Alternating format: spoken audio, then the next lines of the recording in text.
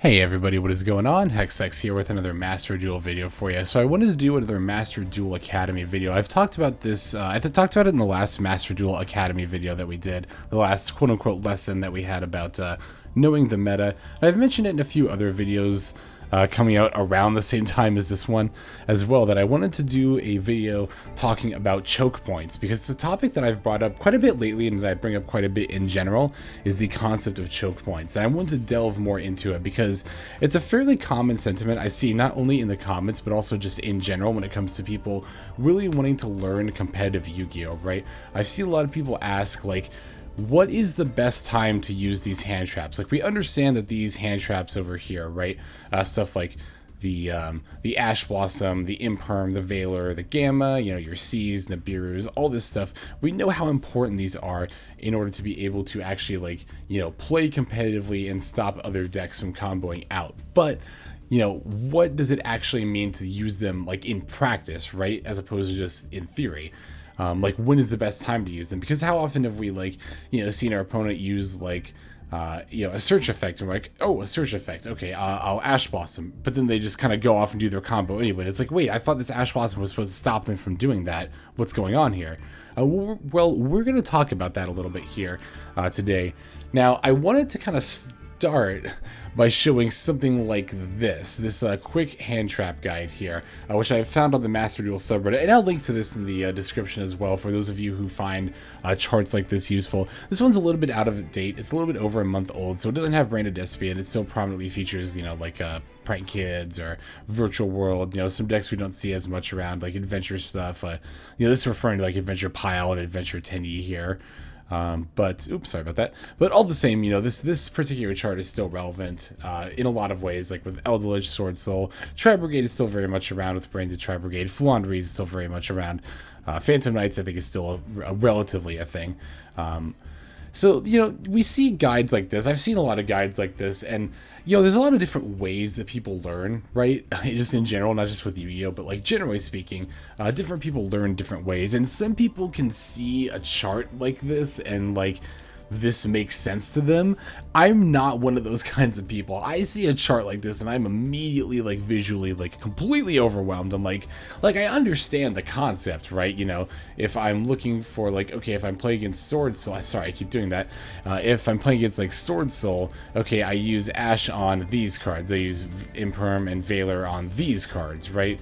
Like I get in the legend here, like, I understand conceptually all the information, but, like, when you try to take it all in and, like, you know, really, like, use this chart, like, something like this for me can be a little bit overwhelming. So I wanted to not only make people aware of these resources, but I did want to just, like, throw out a tweet and be like, oh, you want to learn choke points, here's a chart. But look, I want to make a video and actually talk about it too, because that tends to be the way that I learn the best, is by, like, having it not only verbally explained to me, but also seeing someone, because we're not just going to do a chart here. I'm going to do some like test hands with some popular decks, and as I'm playing through the combo, I'll then point out, like, hey, this is a good choke point for this particular response, by the way.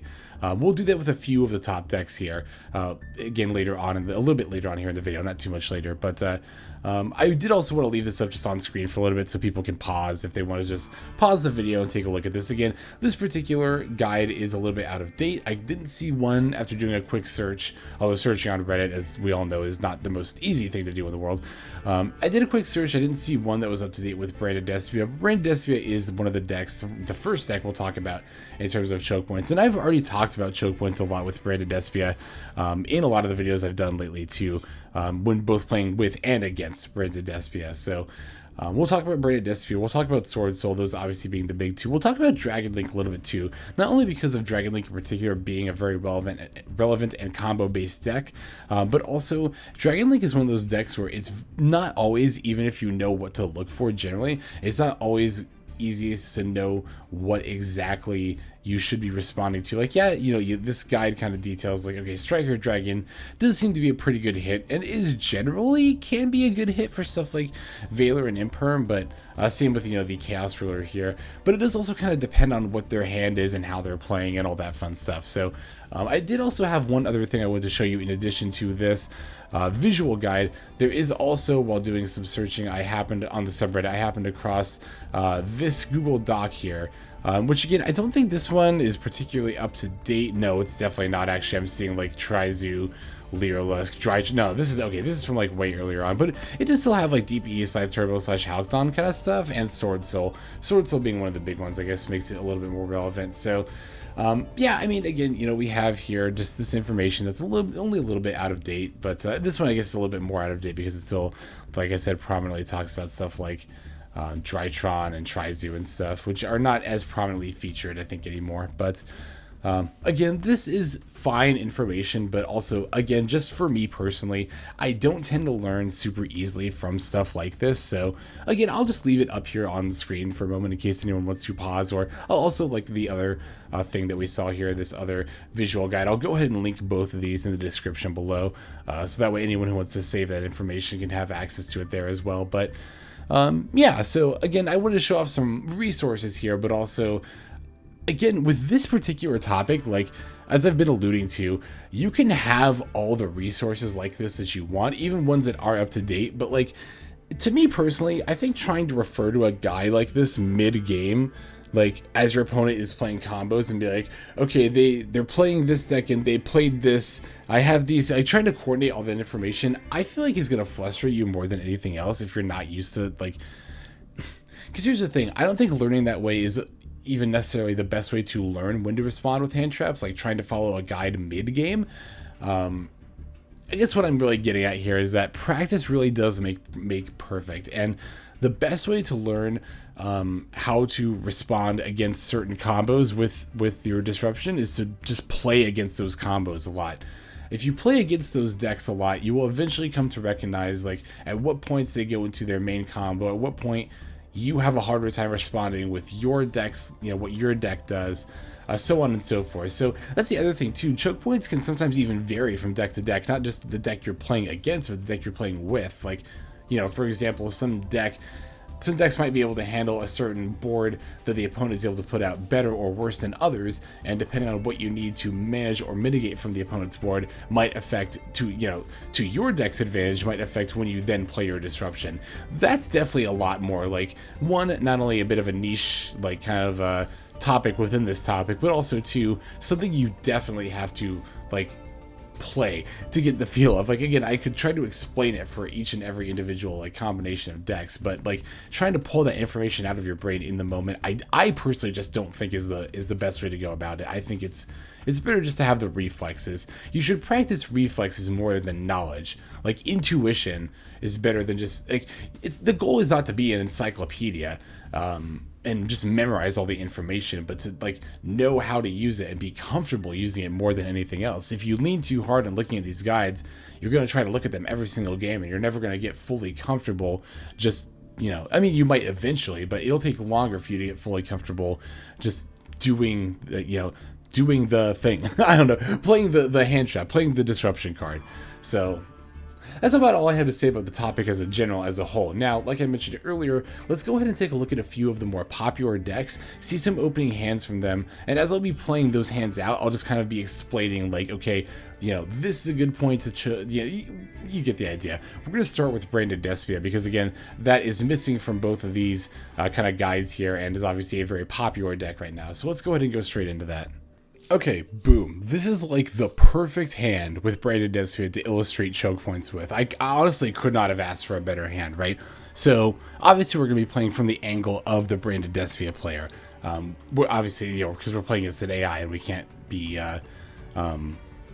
they don't have any hand traps anyway. So yeah, I wanted to talk about, like I said, the appropriate points at which to use certain responses in responses to the things that your Branded Despia opponent is going to be doing, right? So, and again, I've talked about this a lot about when I've been playing both with and against Branded Despia. So, especially when playing with Branded Despia, if you want more just tips about playing the deck in general, definitely don't be afraid to check out my Branded Despia. God, I have deck profiles, combo guides, gameplay videos featuring that deck, and much more. So, in any case, yeah, with this particular hand, again, this kind of perfectly illustrates what I'm talking about here. So, I look at this hand as a Branded Despia player, and I'm thinking, okay, obviously, I want to get Branded Fusion off. That's like the main thing any Branded Despia player is trying to do. Any Branded Despia player should also know that Ash Blossom on this card is devastating. more often than not, when this card gets Ash Blossomed, we're like pretty much done for the turn. We can't do anything else after that. So this is what you want to save Ash Blossom and Joyous Spring for, specifically when playing against Branded Despia, is the Branded Fusion. Especially because I, as the Branded Despia player, am going to both check for and try to bait your Ash Blossom before I resolve this Branded Fusion. I also want to make sure that I'm adding some resources in order to prevent the possibility of that Ash Blossom or another form of negation messing me up later on down the road. So even though I've got the Branded Fusion in my hand, I could just slam this down and start my combo. I actually don't want to do that because I have another means of not only making plays but also checking for your Ash Blossom here, right? And that's what this Branded Opening. So I'm actually going to start by activating the Branded Opening. This is not something you want to Ash Blossom. Do not Ash Blossom the Branded Opening, even though it summons a monster from deck. It'll summon the Albert from deck, which will search for Branded Fusion. And you might think like, oh, if, you know, the Albert / Branded Opening are just going to search the Branded Fusion, don't you just want to Ash those anyway? No, because of exactly the hand I opened here, where I'm using the Branded Opening to check for the Branded Fusion. Now, most people won't Ash Blossom the Branded Opening or the Albert anyway, right? So, you know, you might be thinking, well, then why wouldn't you just like use the Branded Fusion anyway? If they got the Ash, they're just going to use it on that, so why bother setting up all this other stuff? Well, one, we actually do want to summon the Albert first anyway to set up a Branded in red to, again, prevent possible future negation earlier. I'll talk about that when we get to it.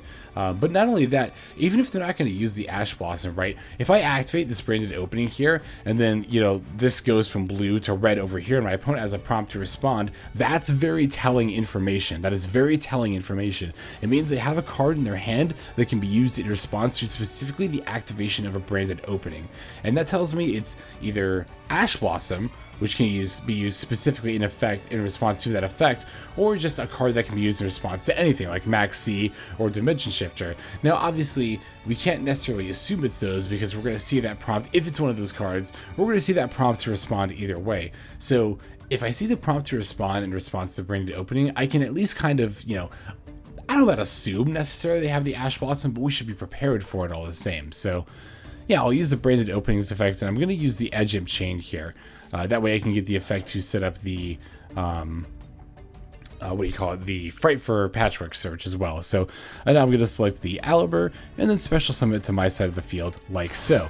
Now, here's another thing too, chain blocking. This is more for when you're playing against Disruption rather than with it, but let's say I didn't have this Branded Fusion in my hand, and I actually did need to summon this Albert off the Branded Opening in order to be able to set up this Branded Fusion search here, right?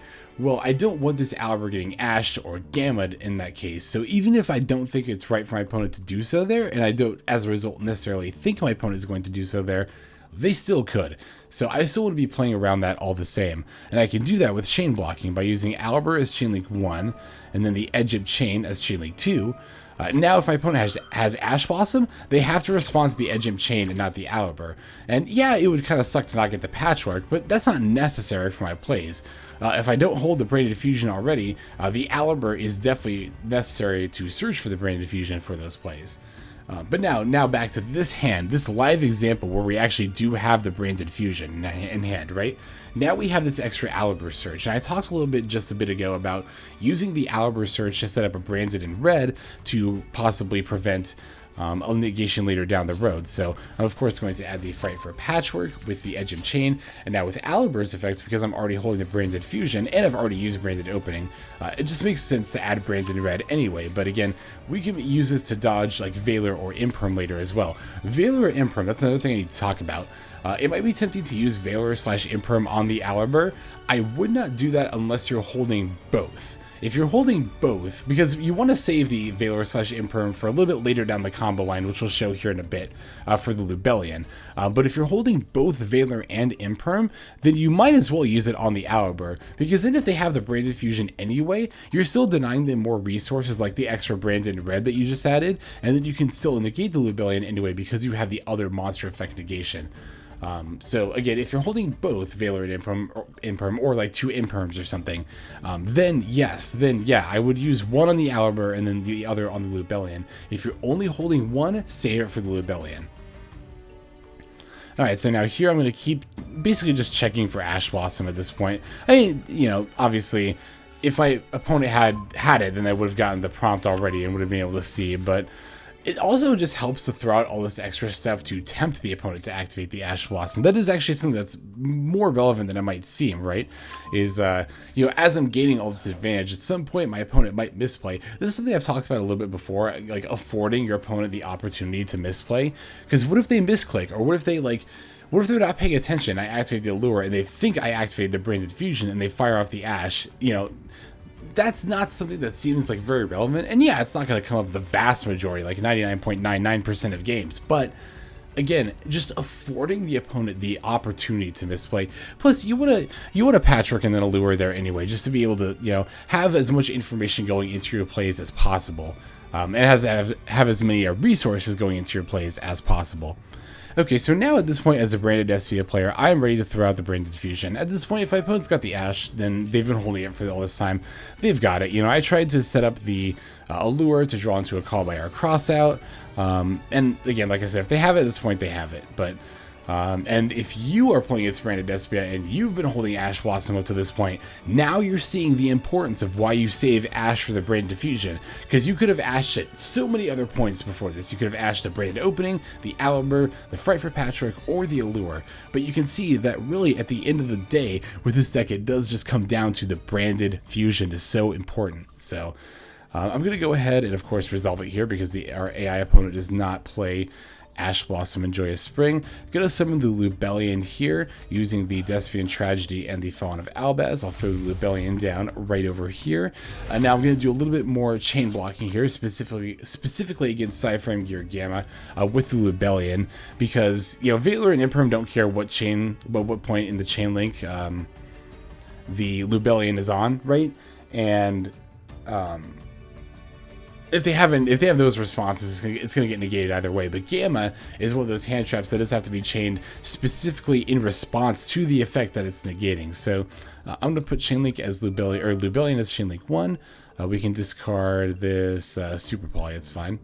And then I'll use the Despian Tragedy as Chainlink 2. Now, if they have a Gamma, it has to negate the Despian Tragedy. But let's say that, you know, the opponent had a Valor or an Imperm here, and as I think they should, hold it through the Lubellion at this point. I talked about opening or searching for Branded in red with the Aliber specifically to play around that, and I'll go ahead and do that just right now here. And actually, if you want to see a live game where we're able to show examples of playing around all these hand traps like I'm talking about here, check out specifically the Season 10 deck profile. I believe it's the first game in that video. Shows us playing through, like, ending on a typical turn 1 board, even though our Branded Fusion got Ashed and our Lubellion got Valored. Like, we were still able to end on a typical turn 1 board. So, in any case here, yeah, if my opponent uses Valor or Imperm on Lubellion here, like I think they should, I can just use Branded in red in response to target the Tragedy here. And now what I can do is I can not only dodge that negation, but I can get an extra Masquerade out of it as well. Because what I'm going to do is fuse the Tragedy I just added with the Lubellion that's on the field. And this is going to prevent the Valor / Imperm from working because Lubellion is not on the field anymore.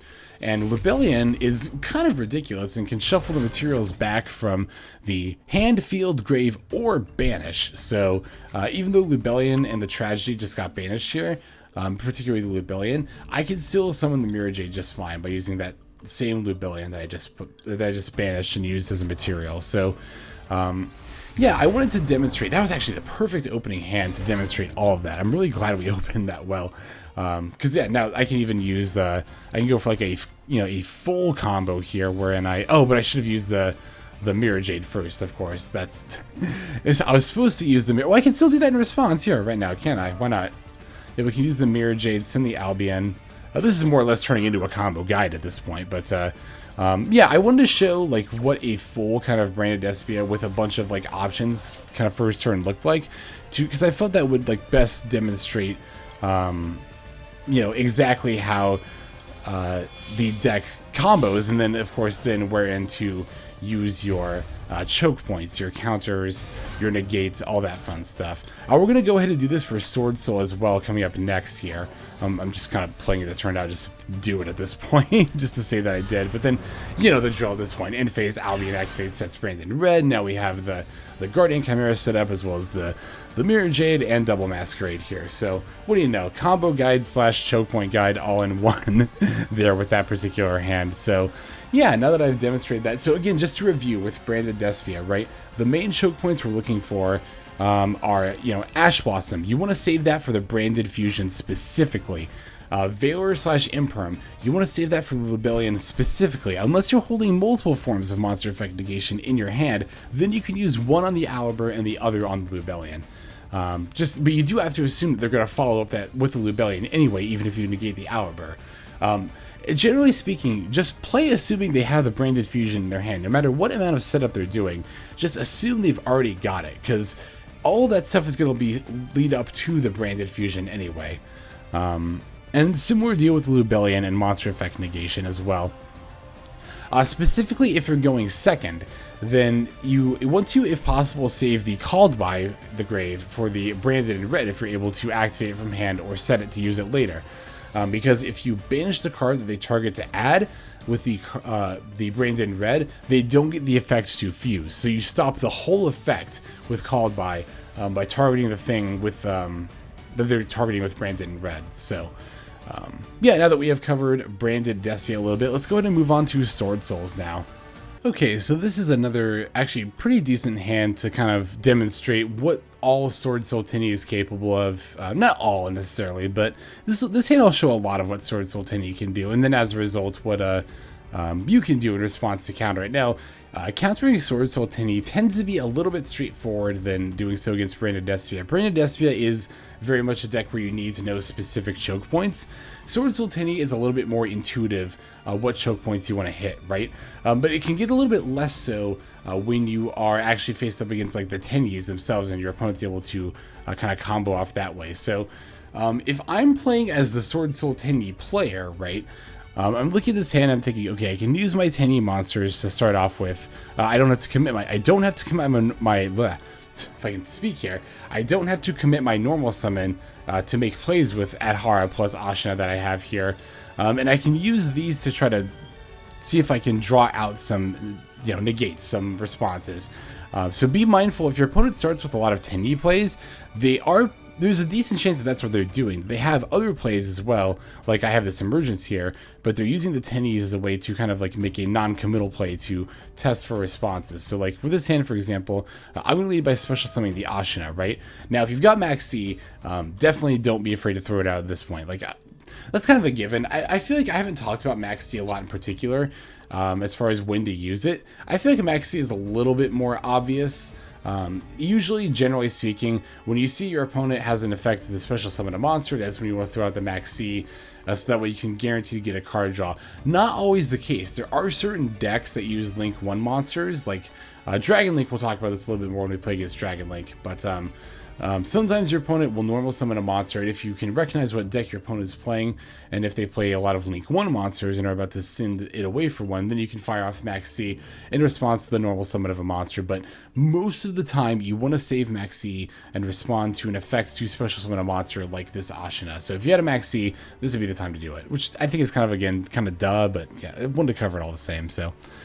yeah, we'll use the Ashina's effect, special summon it right here. Now what I'm going to do is I'm going to use my Ashina to special summon a monk. Basically, as the Sword Soul player, I want to get up to a level 8 synchro without having to commit my normal summon is my main goal here, right?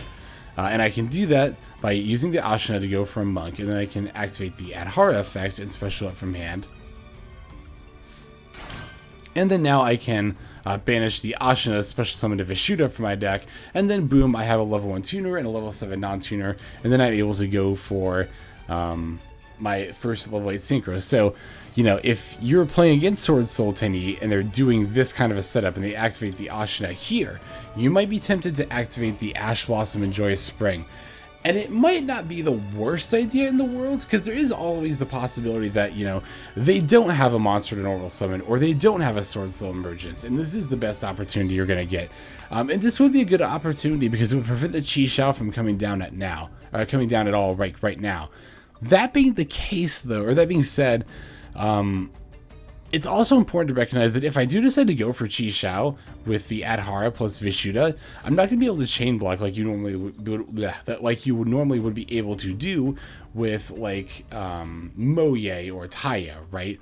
So that will leave my Chi Xiao exposed to Ash Blossom.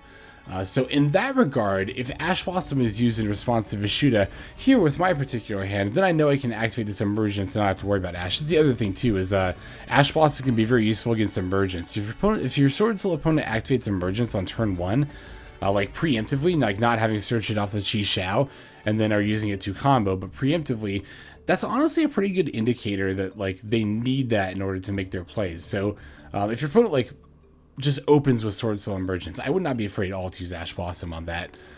Here in this specific case, this would very much be a toss-up for me if I wanted to use Ash Blossom against this Ashina. I would be inclined not to. I would be inclined to wait to see if they actually synchro for the Chi Xiao here. So, you know, let's assume it resolves and that we get the Vishuddha here, right? Now, as a Sword Soul player in this position, I'm thinking about the same thing about the Chi Xiao getting Ash Blossom, but from the flip side, where I obviously don't want that to happen. And I'm going to try to play in a way to prevent that from happening. So I think at this point what I would do is activate my Sword Soul Emergence and try to test for the Ash Blossom here. And if this resolves, we can add the Moye. I've got the Adhara in hand, so then I can make the Chi Xiao that way and chain block it with the Moye effect. Now, if you're playing against the Sword Soul Tenyi in this particular position, I don't think at all this would be a bad time to use Ash Blossom whatsoever. Like, yes, you know they can still go for the Chi Xiao anyway, but this Emergence, especially given that we still have the normal summon, is just going to set up a Moye or a Taya, or potentially a Long Yuan, and it's just going to be like more of a headache than having to deal with that in addition to what's already on the board. So, Emergence overall, I do think is a good Ash target. I would consider it a choke point. Now, again, let's go ahead and add the Moye here, because obviously, again, our opponent's not going to actually have any responses, so I'm going to roll some of the Moye. Now, in this particular scenario, if I'm playing against this deck, you know, against this particular scenario, right, where they have this setup, plus the Moye, and I'm holding Valor / Imperm, I'd honestly still use it against Moye here. I was going to say maybe I'd hold it, but no, I'd still use it against Moye. This is definitely the biggest choke point for Valor / Imperm, is Sword Soul of Moye.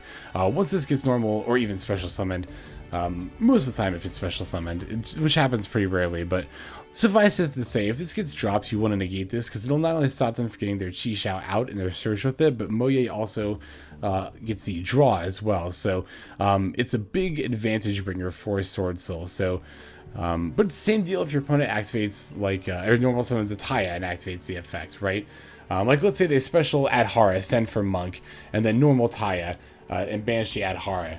You definitely still want to Valor / Imperm that, even though it might not seem as impactful. And it is not as impactful as Moye, because it uses up the normal summon. You know, your opponent's already committed the normal summon at that point, and it's going to be able to stop them from getting the Chi Xiao at all, which is going to be able to stop them from searching and then continuing their plays at all. So, like I said, Sword Soul Tenyi tends to be a little bit more straightforward with what, or rather when you want to use your responses. For Ash Blossom, like I said, if they end up in a scenario where they're using a Chi Xiao and they're not chain blocking it like this, like I'll show you here. Activate Moye's effect, reveal Adhara, special summon the token, and then when we go for a Chi Xiao with Moye plus the token, we use Chi Xiao's effect as Chain Link 1, Moye's effect as Chain Link 2, we're able to chain block, and then Ash Blossom doesn't, you know, leave it just exposed and activating by itself. However, like I mentioned earlier, if I had used these two to make Chi Xiao, then I wouldn't have had any other effect activating on the same chain link to chain block, and then you could have Ash there. So yeah, with Ash Blossom, it's like, you know, Ash the I would say Ash the Chi Xiao when possible, but just recognize that that's going to be very rare that that's going to be possible. So I would more so just try to Ash the Sword Soul Emergence. This is going to be the next best thing that you're typically going to be able to Ash at that point. And then for Valor slash Imperm, I would definitely use that on the Moye slash Taya. Now, if it were in the scenario where we're making the level 3 with like the Adhara plus Vishuddha, right? And you had the Valor slash Imperm, I would probably use it on the what do you call it? On the words. On the Chi Shao there. When made that way, because yeah, they might have more effects later, but it's honestly not going to be not necessarily going to be anything too like as impactful as the Chi Shao. Yeah, don't mind me. I'm just kind of like, you know, just casually continuing my turn here because I realized like, oh, I can even summon the Shathana if I really wanted to. No, I don't have room, so. But yeah, and then we can make a Chao Fang here. Don't mind me, just like with Branded Dispute, I'm just like casually continuing this turn as I still continue to talk. This is actually a fairly nutty turn 1 here. Just like the other hand too, and now that I think about it, we even get the extra draw off of the Qi Xing Long going, which I pretty much should just summon this in attack mode, honestly, but whatever. So yeah, Sword of Zoltani, like I said, the choke points there are a lot more straightforward as opposed to Branded Despia. They're a little bit more apparent, that is. Like, you know, you read Sword Soul Immersions, you figure that's going to be an important card.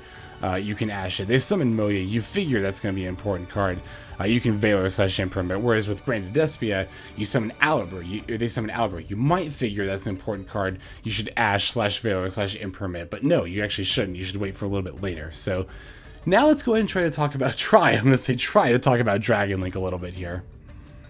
Okay, so this opening hand with Dragon Link is, I think, decent enough to demonstrate the madness of trying to use Disruption against this deck. So Dragon Link I definitely wanted to cover as an example of, you know, one of those decks where there's a lot of moving parts and the combos are not very straightforward.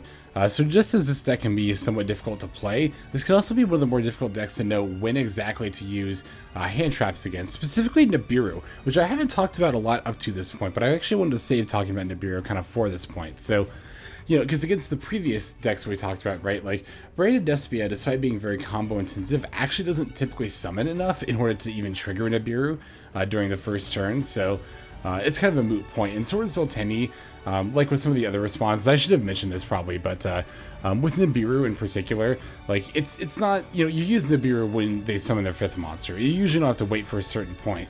That's not necessarily the case with Dragon Link, though. Dragon Link, you don't always want to drop Nibiru on the 5th summon because your opponent might have more plays in addition to that. And I think this might even be one of those hands where that's the case, which is why I wanted to demonstrate it in particular. So I'm going to start by activating my Chaos Space here. Let's just go ahead and discard the Rocket Recharger. And then I'll add a Wyver Burster from my deck to my hand. So with Dragon Link specifically, the main things to watch for, I guess, more than anything else, in terms of Nibiru, right, are the normal summon and the Rocket Tracer effect.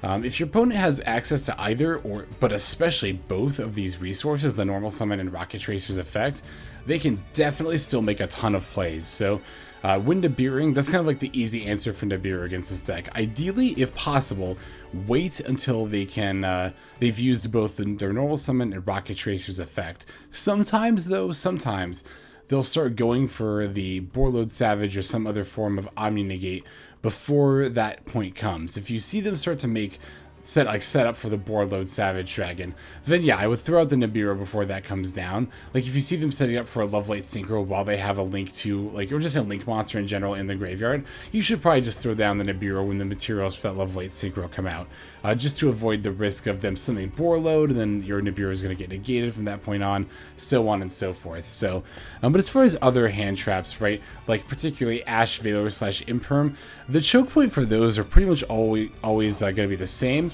They're going to be this point that I'm about to demonstrate right here, which is when the Striker Dragon gets summoned, and the Striker Dragon then goes to add the Boot Sector launch. That's mostly going to be when you want to hit them with the Ash slash Valor slash Imperm. In fact, you know, especially when I've got a Rocket Tracer in my hand, like, I'm going to use my Striker Dragon and Chain Block like so when I use, like, the Wyver Burster for it, right? I'll chain block it like this, and that way if they have an Ash, they have to use it on the Wyverburster and not the Striker Dragon. But Valor / Imperm will still work on Striker Dragon. The Boot Sector launch to special the Rocket Tracer from hand is often, not always, but often, very essential to the Dragon Link's plays. And the thing is, too, if they already open Boot Sector launch, they then just won't have the prompts to activate Striker Dragon. So, and they only ever play the one Boot Sector launch, so you don't have to worry about, like, you know, hitting this effect and they just have another Boot Sector anyway. No, if they get the prompt to activate this effect, they need to add the Boot Sector launch from deck to hand. So Ash / Valor / Imperm, this Striker Dragon is definitely the choke point that I would recommend. But anyway, like I said, let's go ahead and just, or not like I said, but rather let's just go ahead and continue the combo and talk about like further choke points. Because what if I already had the Boot Sector launch in hand, right? Like what if I didn't get the prompts to activate this effect? Or rather, what if your opponent didn't get the prompt to activate this effect? And let's say instead of like this Ash Blossom, I already had the Boot Sector launch in hand.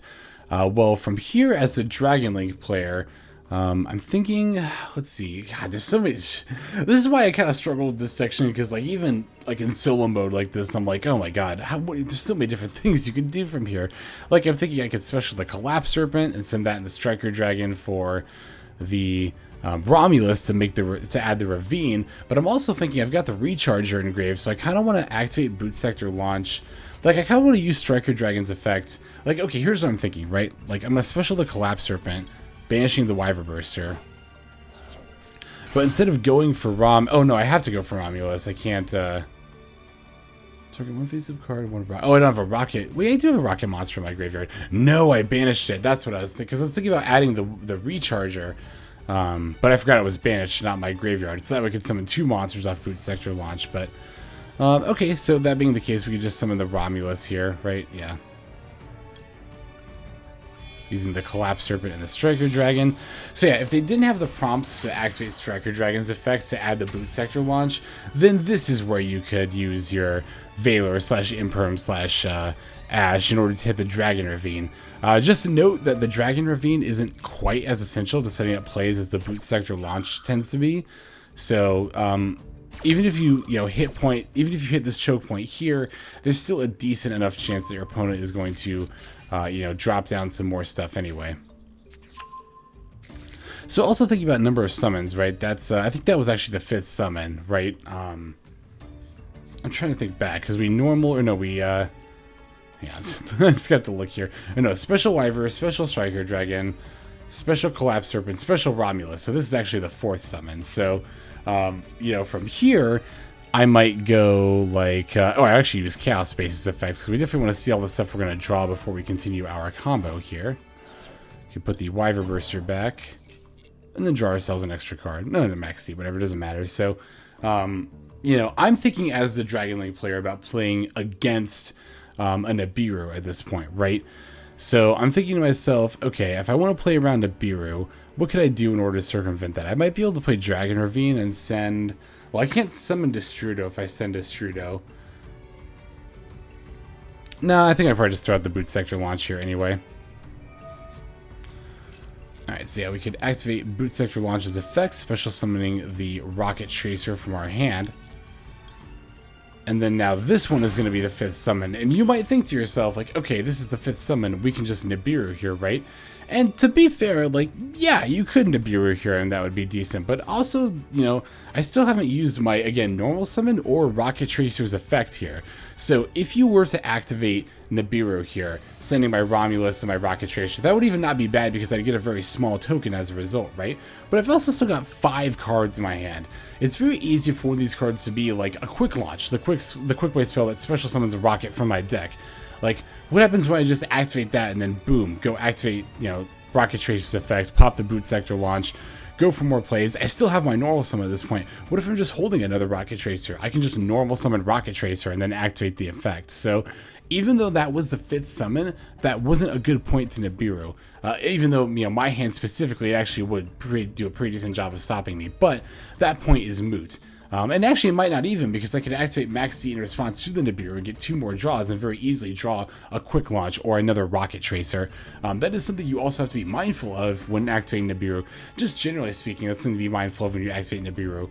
Is be mindful of what resources your opponent still has access to. Again, with this hand, if I get Nibiru'd right here, you know, or this scenario rather, I still have my Tracer effects, my normal summon, and 5 cards in hand, which is a lot of resources to continue play with.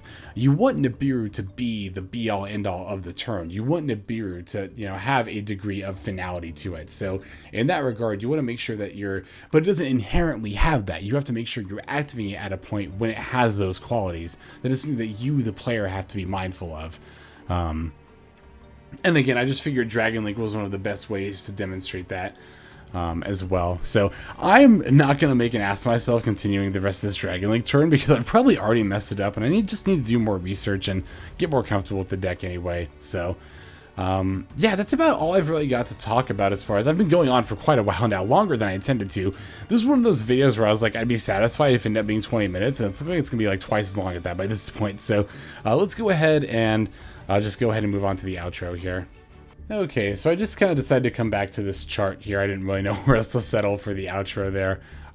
Just in case, again, anyone else wanted this information and didn't pause, or again, the link will be, I'll link it below too, so there'll be plenty of ways to get this info. But yeah, that's about all I really have to say about choke points at this point. I wanted to, again, just show off some specific information in case people wanted it, but also, again, the charts that I was just able to find on the subreddit were just not up to date. So I also, like I, just showed, demonstrated, we walked through Branded Despia, which is the big deck not featured here, and then talked a little bit about Sword Soul and Dragon Link as well. So I hope at least some of you were able to find the information in this video useful. I'm still trying to figure out how exactly I want to structure more freeform videos like this, ones that are not necessarily focused on specific gameplay, but more talking about concepts. So if you have any suggestions for me in that regard, please leave them in the comments below. I am very much open to constructive criticism, and I very much value and welcome it as part of the creative process here. So